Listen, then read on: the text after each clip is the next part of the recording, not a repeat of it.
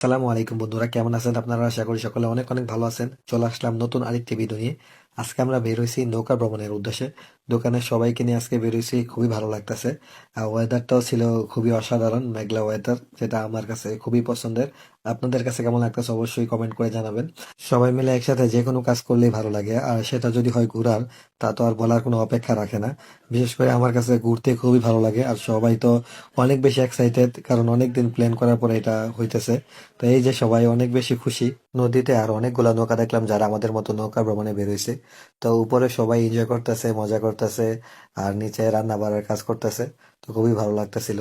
তা যেহেতু একটু পরে আমরা নামবো, যার জন্য উপরে একটু ফুটবল প্র্যাকটিস করতেছি।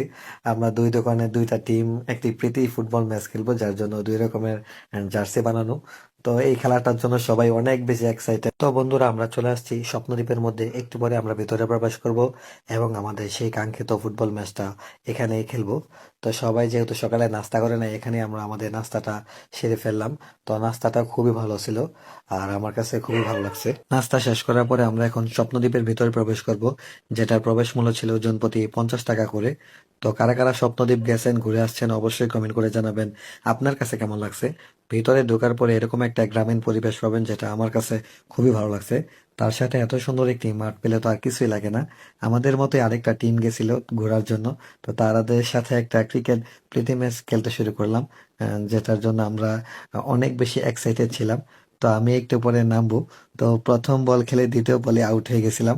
অনেকদিন পরে ক্রিকেট খেলতে নেমে খুবই ভালো লাগতেছিল, কিন্তু আশানুরূপ ফলাফল করতে পারি নাই। সবাই আউট হওয়ার পরে একটু হাসাহাসি করতেছিল, কিন্তু অনেক বেশি এক্সাইটেড ছিলাম একটু ভালো ম্যাচ খেলার জন্য। কিন্তু আমি ভালো খেলতে পারি নাই। আমার টিম অনেক বেশি ভালো খেলছে, যার জন্য আমরা মোটামুটি ভালো একটা রান করতে পারছি এবং খুব সুন্দরভাবে আমরা ম্যাচটা বিজয় অর্জন করছি। অনেক বেশি রোড থাকার কারণে আমরা অনেক বেশি গেমে যাই। এখন আমরা আমাদের সেই কাঙ্ক্ষিত ফুটবল ম্যাচ খেলার জন্য প্রস্তুতি নিচ্ছিলাম। ইতিমধ্যে দুইটা টিম মাঠে নেমে গেছে সুন্দর একটি প্রীতি ফুটবল ম্যাচ উপহার দেওয়ার জন্য। তারা অনেক বেশি এক্সাইটেড ছিল। দুটি টিমই তাদের নিজস্ব প্ল্যান সাজিয়ে নিচ্ছিল।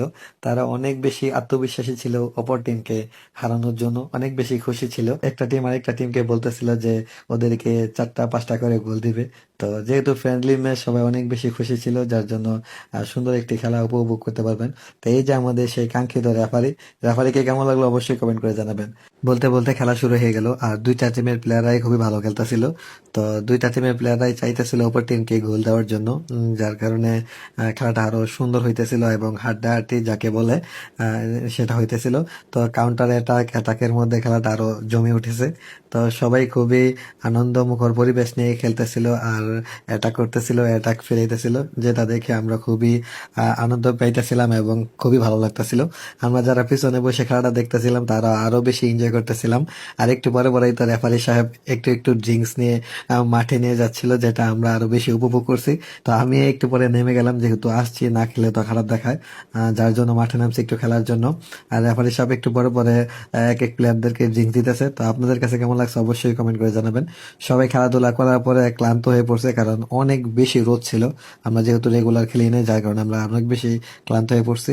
তো এই যে খেলার পরে সবাই গোসল করার আগে একটু ডান্স করতেছিল।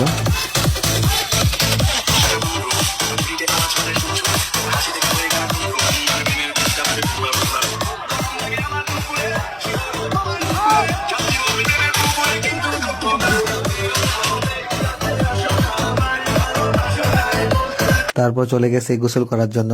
নদীর পানিটা এত সুন্দর ছিল, দেখে আর লোভ সামলাতে পারি নাই। সবাই গোসল করার জন্য নদীতে ঝাঁপ দিতেছে আর অনেক বেশি এনজয় করতেছে।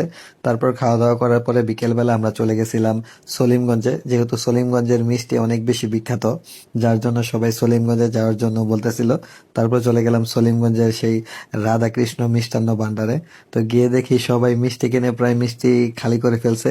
আর বাজারে আমরা যেহেতু অনেকগুলা মানুষ গেছি, সাথে আরেকটা নৌকা ছিল, অনেক বেশি মানুষ ছিল। অনেক কষ্টের পরে মিষ্টি পাইলাম, যেটা অনেক বেশি ভালো লাগতেছিল। তো সবাই এক দোকান না পেয়ে অন্য দোকানে মিষ্টি নিতেছিল, আর এখানে চাটাও অনেক বেশি মজা। তারপর আমরা বিকেলবেলা সুন্দর একটি সময় কাটাইলাম সবাই একসাথে বসে। এমনিতেও বিকেলবেলা নদীতে নৌকা দিয়ে ঘুরতে আমার কাছে খুবই ভালো লাগে। পড়ন্ত বিকেলে সূর্যটা যখন অস্ত যায়, তখন আকাশটা খুবই সুন্দর লাগে, আবহাওয়াটা অনেক শান্ত থাকে, যেটা আমার কাছে অনেক ভালো লাগে। আপনাদের কাছে কেমন লাগছে অবশ্যই কমেন্ট করে জানাবেন।